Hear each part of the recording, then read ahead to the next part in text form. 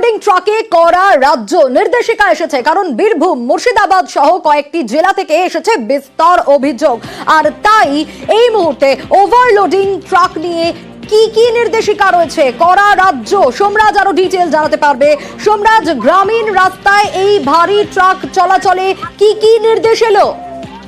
দেখো, রাজ্যের মুখ্য সচিব মনোজ পান্ত আজকে বিভিন্ন জেলা শাসকদের নিয়ে ভার্চুয়ালি বৈঠক করেন। সেই বৈঠকে একটা বিষয় স্পষ্ট করে দেন যে গ্রামীণ রাস্তায়, অর্থাৎ যে পথশ্রী প্রকল্পে রাজ্য সরকার গ্রামে গ্রামে রাস্তা তৈরি করেছে, সেই রাস্তায় কেন ওভারলোডিং গাড়ি চলাচল করছে।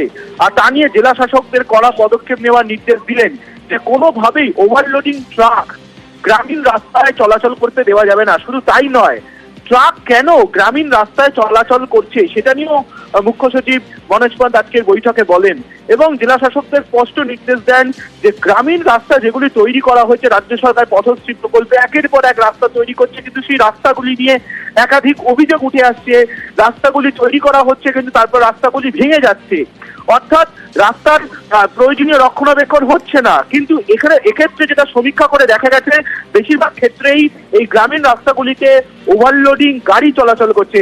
আর সেই ওভারলোডিং গাড়ি চলাচলই বন্ধ করার নির্দেশ দিলেন মুখ্য সচিব এবং জেলা শাসকদের প্রয়োজনীয় পদক্ষেপের নির্দেশও দেওয়া হয়েছে।